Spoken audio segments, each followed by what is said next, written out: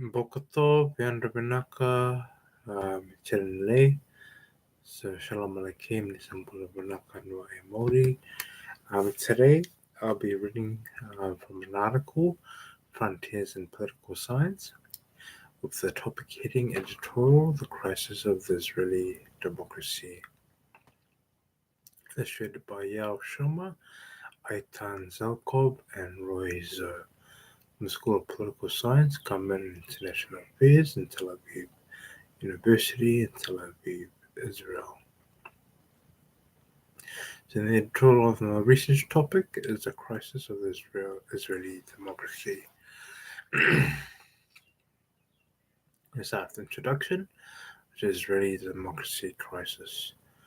During the past 10 years, Israel has faced a series of challenges, including government instability, recurring elections, and increased populism. So I've did a few started research on populism from World Bank, because the World Bank talks about populism as well. I'll post an article, a video in the next video on populism as well. So intensified polarization, dramatic decline, and imminent constitutional crisis. The political landscape in Israel has significantly deteriorated since 2002 elections. Following the temporary hiatus in his leadership in 2021-2022 change coalition, Benjamin Bibi Netanyahu resumed role of Prime Minister, this time with the helm of far-right coalition. The coalition's campaign adopted rhetoric characteristic of right-wing populist movements, emphasizing themes such as national pride, security, law and order, promotion of traditional Jewish values, and distinct approach to governance. On January 4, 2023, only 7 days following the inauguration of Israel's 37th right-wing government, Justice Minister Yariv Levin formally introduced an extensive initiative aimed at reforming and restructuring the judiciary. The legislative initiative, which received minimal attention during the electoral campaign, represented a concerted effort to reform Israel's judicial framework. Framing this initiative as an initial step towards a more comprehensive endeavor to repair Israel's democracy, Israel Minister Levin has delineated a series of legislative proposals intended to diminish the judiciary's influence while simultaneously amplifying executive power, propose judicial overhaul, and restrict the power of the Supreme Court, reflecting broader tendencies, centralized power within the executive branch, potentially lead to significant concentration of government authority and executive aggrandizement. And as addressed, the bill aims to transfer authority over the Judicial Appointments Committee to the coalition, seeking to abolish the judiciary's capacity to employ a reasonable standard when evaluating government actions and decisions. To continue. Furthermore, he proposed that Knesset, the Israeli Parliament, should be granted the power to overturn Supreme Court rulings by a simple majority. Furthermore, Levin's proposal included measures that allow ministers to seek their own legal advisors, potentially reshaping the legal oversight and accountability framework of the Israeli political system. The announcement of Levin's judicial plan sparked an unprecedented wave of public resistance, culminating in what became the largest and most persistent protest movement in Israeli history. Weekly mass demonstrations erupted across the country, with the largest protest taking place every Saturday evening in Tel Aviv. Protests were surrounded the Knesset during key votes and marched from Tel Aviv to Jerusalem in opposition to the judicial overhaul. The resistance movement led to various forms of civil disobedience, including disruption days, strikes in the private and public sectors, sit-ins, slow-moving convoys, and direct confrontations with coalition members, all conducted within the bonds of non-violent protest. Indeed, Levin's proposal was met with immediate resistance, with critics branding it as judicial overhaul designed to neutralize already limited judicial checks on government power. The political framework of Israel is characterized by a relatively subdued parliamentary system in which the ruling coalition possesses an inherent legislative majority. Critics argue that the elimination of judicial oversight would lead to a significant concentration of unchecked authority within the executive branch. The situation potentially threatens democratic principles and institutional integrity within this country.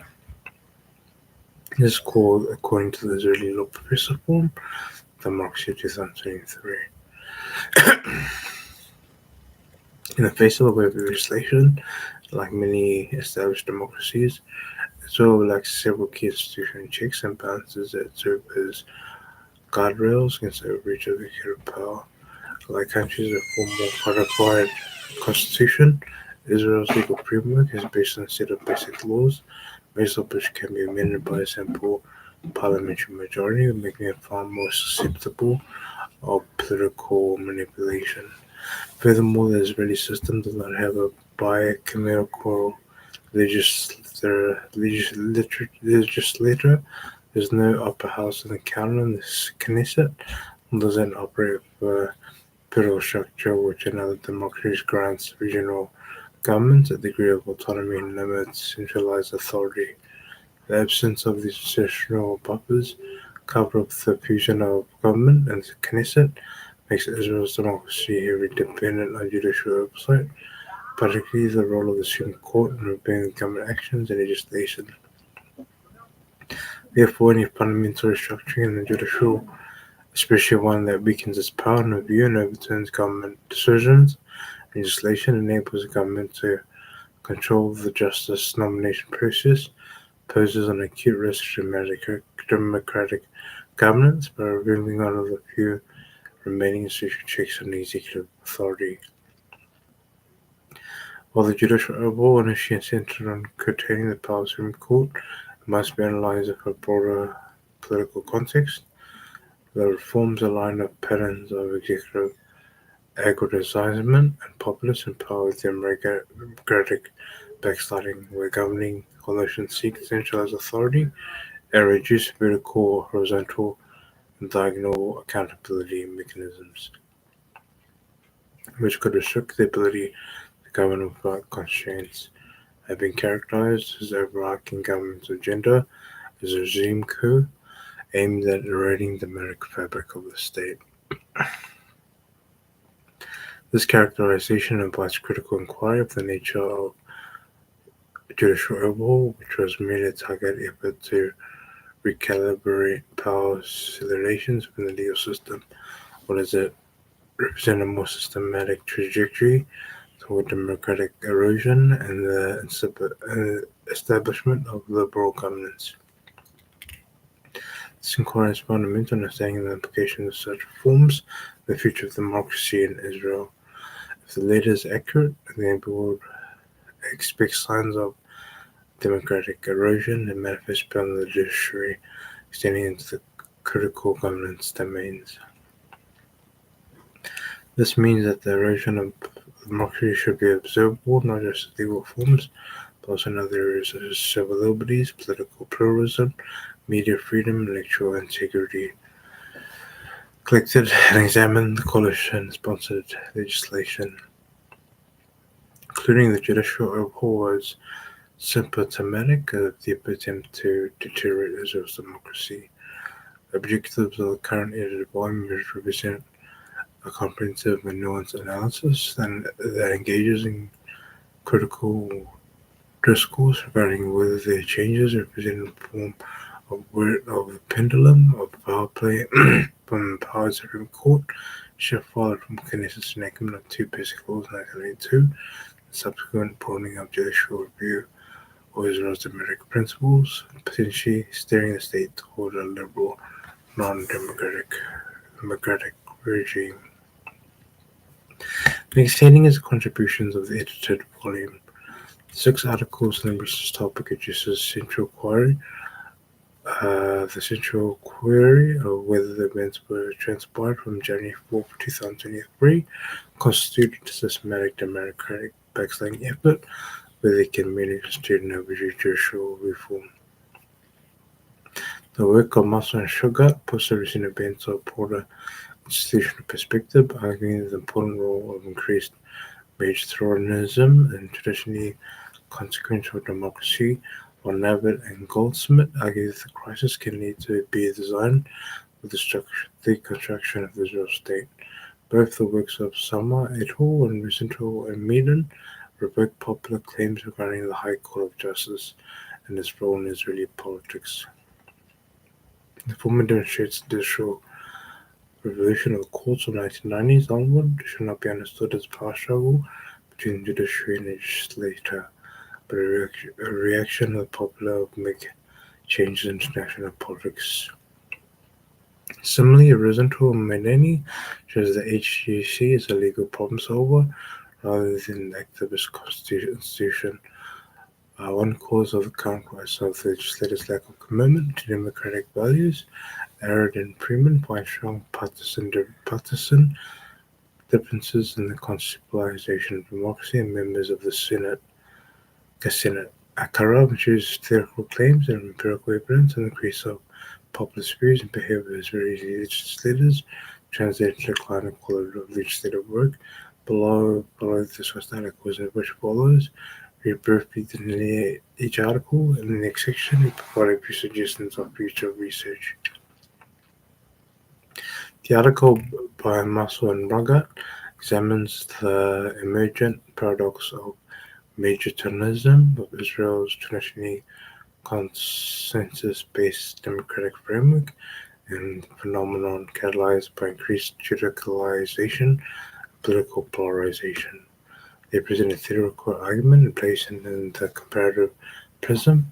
Israel, often characterized as conscious democracy due to its proportional representation. The electoral system and coalition governance has seen a pronounced deviation from the model following the 2022 elections. The authors assert that consolidating a rival coalition under Netanyahu has leveraged a parliamentary majority to instigate significant judicial reforms, therefore surfacing a previously obscured majoritarian dynamic. Also in Sugar, it contended that Israeli Supreme Court's expanding judicial activism since the 1990s has perhaps unintentionally undermined the mechanisms of conscious democracy by interjecting its authority by legislative and executive domains. The court has elicited perceptions of partisanship, particularly among right-wing and religious constituencies, exacerbating political polarization. Perception of judicial bias and galvanized efforts from the current coalition to curtail judicial independence, indicating a troubled dynamic with the design or combination of diverse interests, the coalition building and increased threatened. Moreover, the authors highlight that Israel's entrenched constitutional framework and permits alterations of simple majority renders the political system particularly vulnerable to majoritarian encroachment during periods of heightened polarization. Muscle and Sugar caution that unless mechanisms to foster political compromise are installed and judicial overreach curtailed, Israel may face further decline in democratic integrity. Nevertheless, they express measured optimism, promising that Israel's historical commitment to conscientious politics and ultimately prevail through adaptive political practice and societal resilience.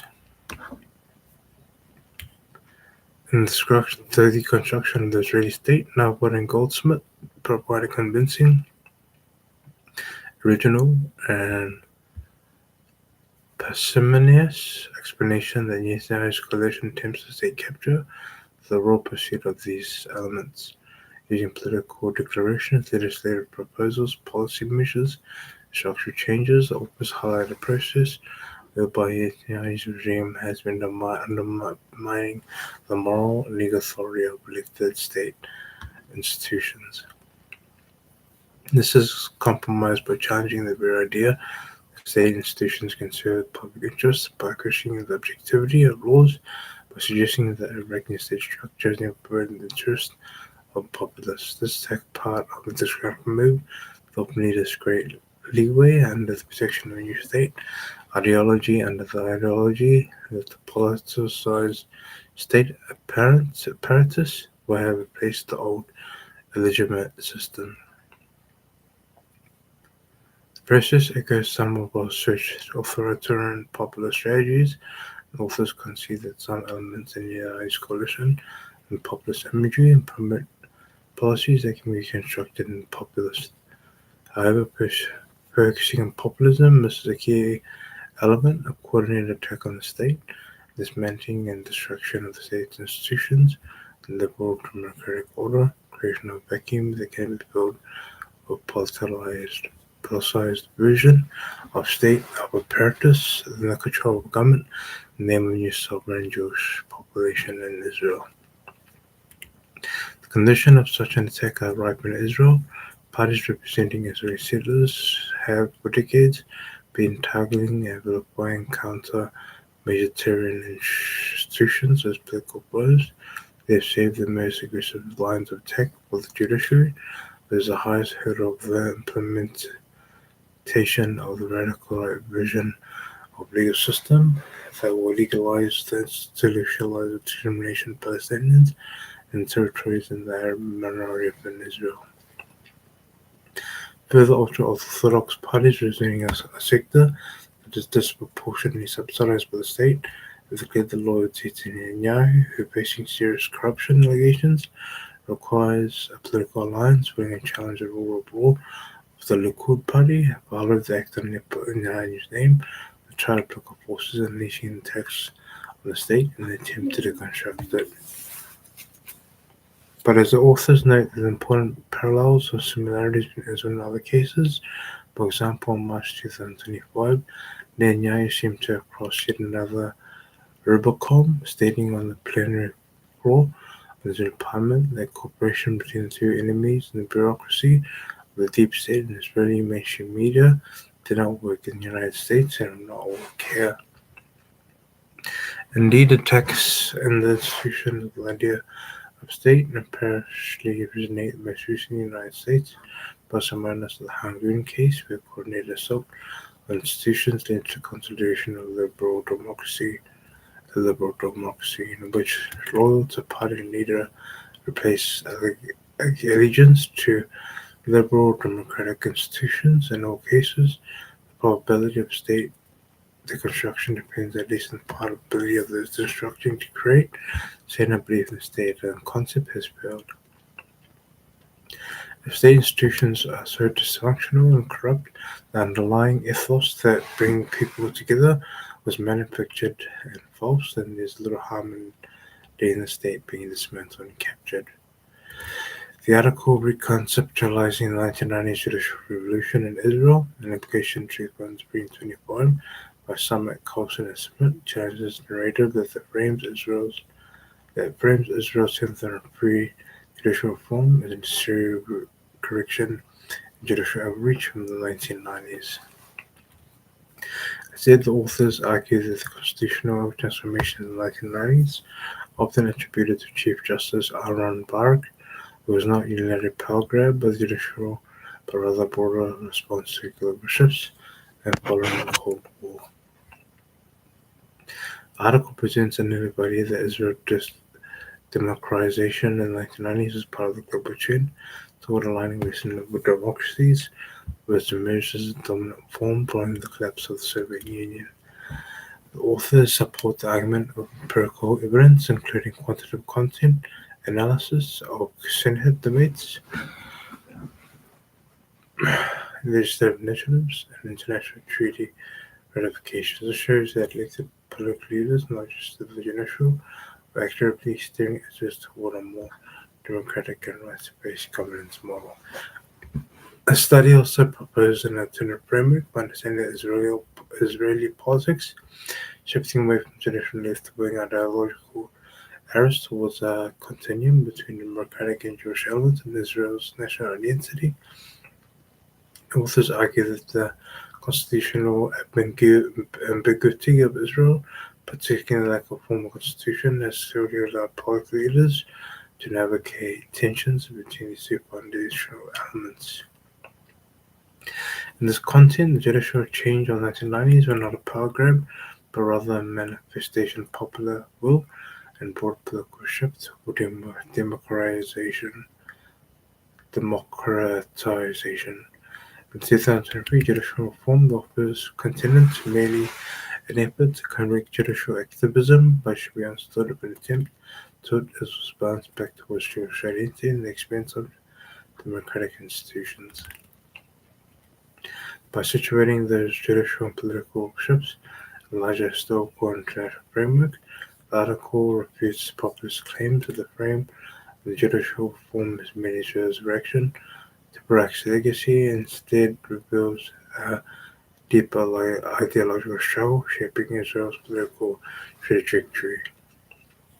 One of the more intellectually coherent justifications for the executive's attempt to limit the power of the judicial branch is a claim that has been a very active political actor, a perspective supported by developed theoretical literature using the judicialization of politics, a trend identified by constitutional scholars, pointed by scholars populism as a populist trigger, populist backlash, and efforts to curb judicial power.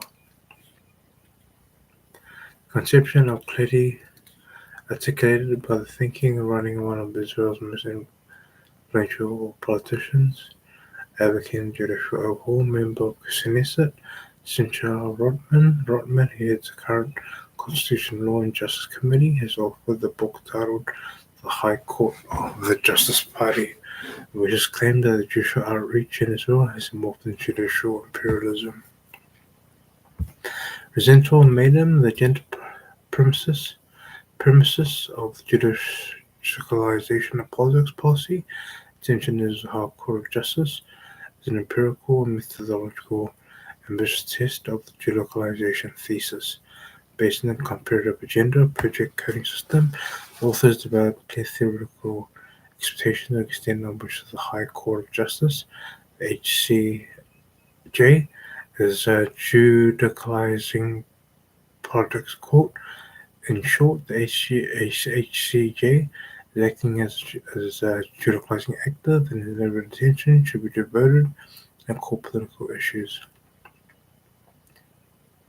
Those are promoted and emphasizing the partisan actors, and should not be distracted by a variety of issues.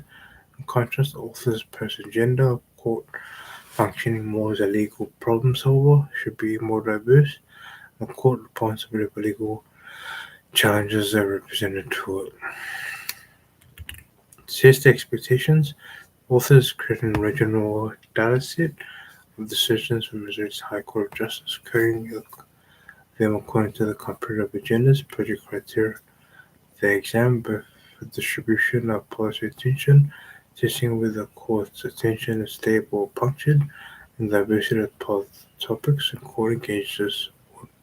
They find that along with dimensions, along the court periodically engages in more than specific core topics, acts as a legal problem solver, or of course, they find that implies the court is completely non-political. It would be naive to expect that institutional behavior, especially given the lack of rigid written constitution in Israel. However, claims the court engages in judicial imperialism, as authors convictly state, as being extremely exaggerated. In other words, in research, elegantly undermines claimed judicial imperialism or motivation for a rapid and uncompromised judicial overhaul in the Israel case.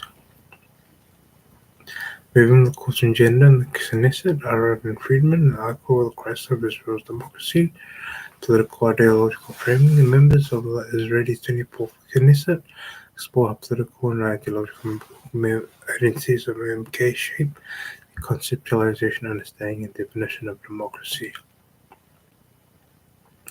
The qualitative critical discourse, analysis of public statements, media, and social media content of 72 Knesset members. The authors find clear ideological patterns. Liberal Knesset members emphasize substantive democratic values such as pluralism, minority rights, institutional safeguards, whereas conservative representatives primarily define democracy from populist interpretation, emphasizing a majority role. Furthermore, religious MK tends to subordinate democratic governments, Jewish religious law, their bodies complement existing literature on parties, announce policy positions and the issues of politicians, social media behavior. Arad and Friedman Assault, the ideological differences highlight deepening tensions within Israel's democracy, reflecting divergent interpretations of Israel's dual identity as a Jewish and democratic state. Authors argue that the ideological fragmentation prevents Israel's democratic stability as legislators increasingly prioritize ideological religion or ethnic identities of universal democratic principles.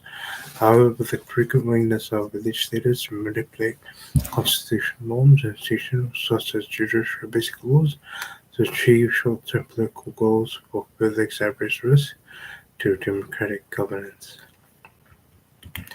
Finally, the article situates the Israel case with broader theoretical frameworks of democratic backsliding, institutional erosion observed globally, and underscores this really unique constitutional setting, lacking a formal constitution and possessing limited checks and balances, increasing vulnerability to democratic erosion and political maneuvers legitimized by democratic rhetoric.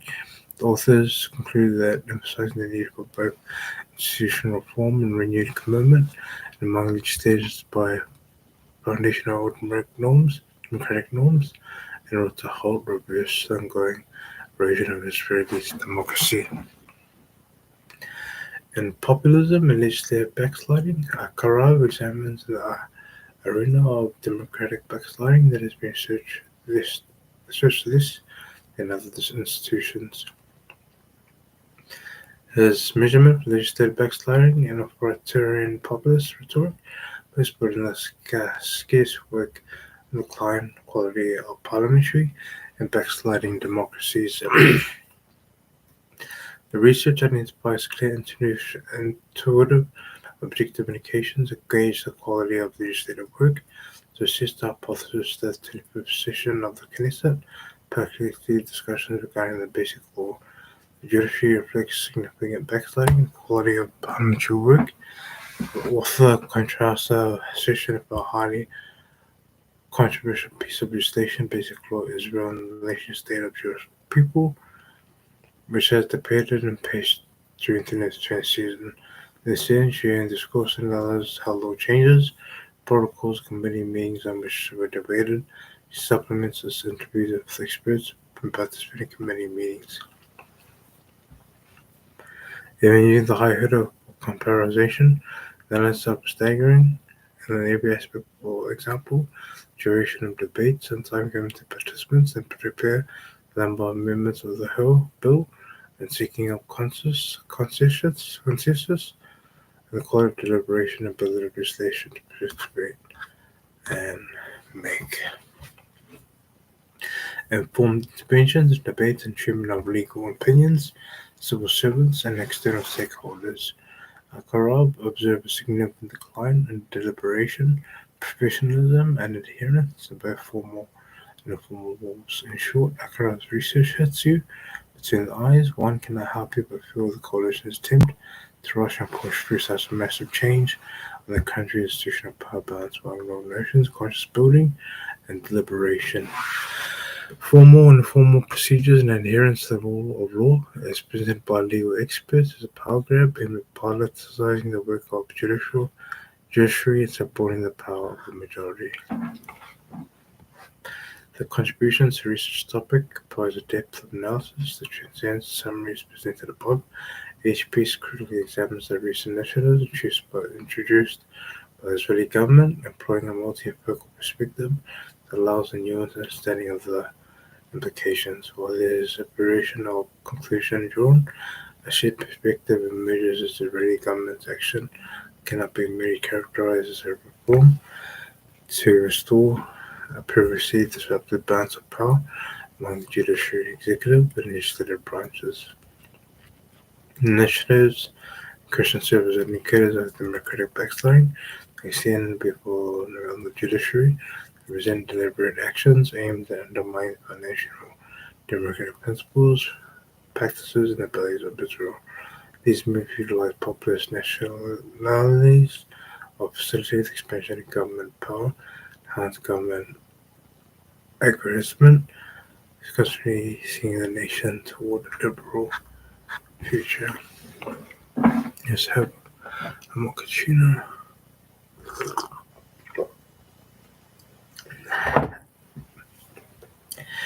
Let's continue.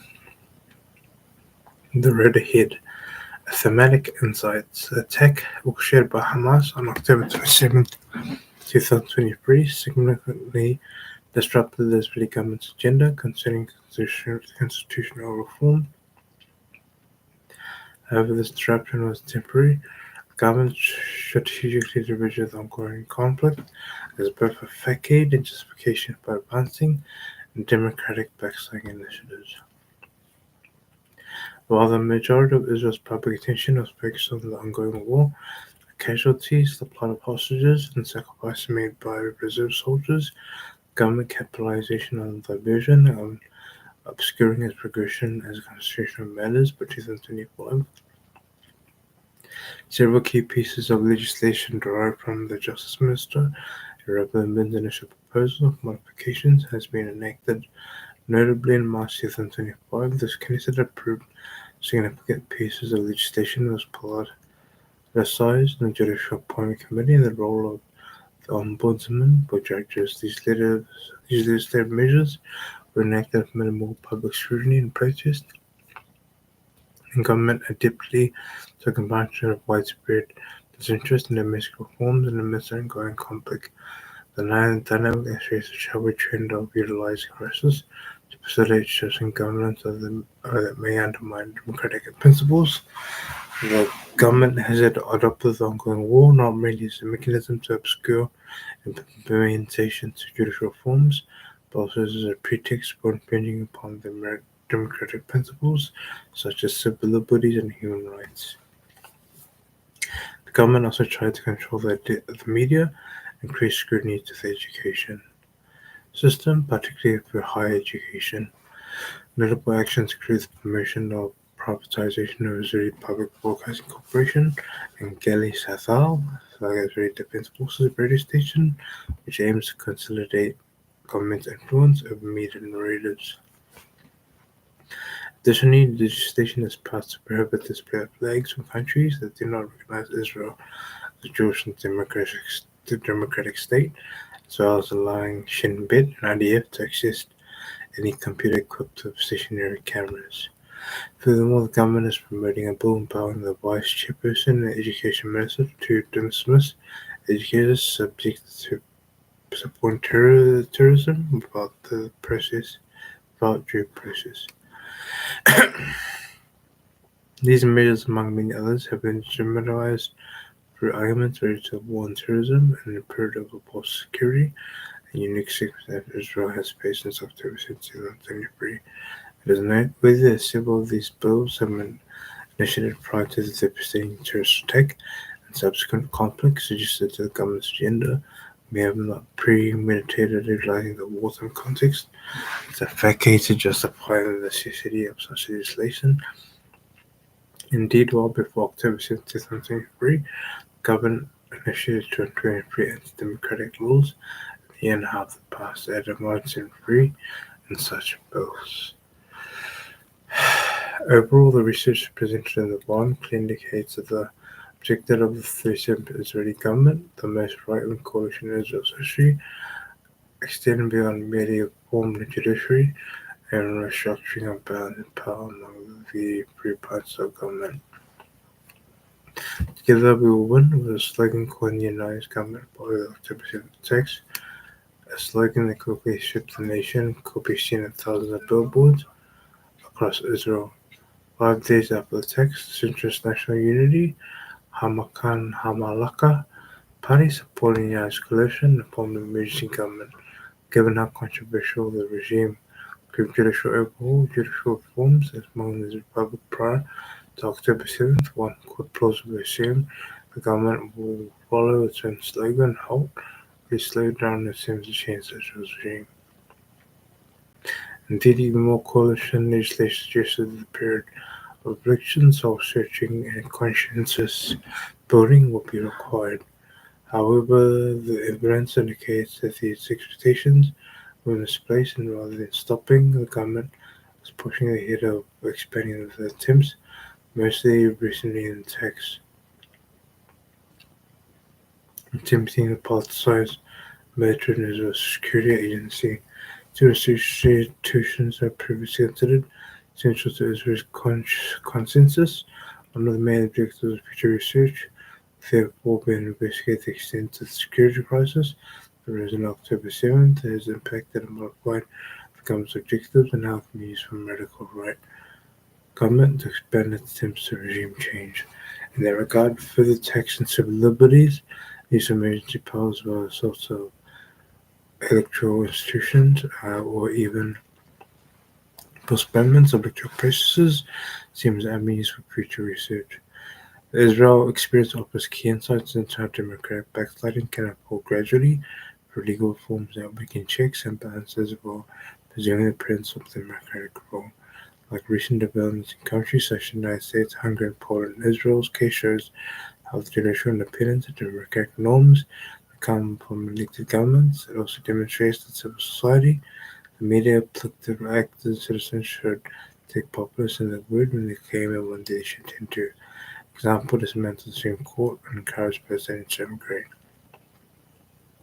If given the opportunity and the like to moderate or act to implement their vision, other democracies should closely examine how populist leaders justify such reforms as their efforts to restore balance or correct judicial overreach, when in fact they may suggest power in ending democratic safeguards and recognize these patterns as essential to preventing deeper institutional decay. And that's from an article I read from Frontiers in Political Science, which was published on the 14th of July 2025, last month. It was titled The Editorial Crisis of the Israeli Democracy. So thank you for watching. We'll now go back to the level and work.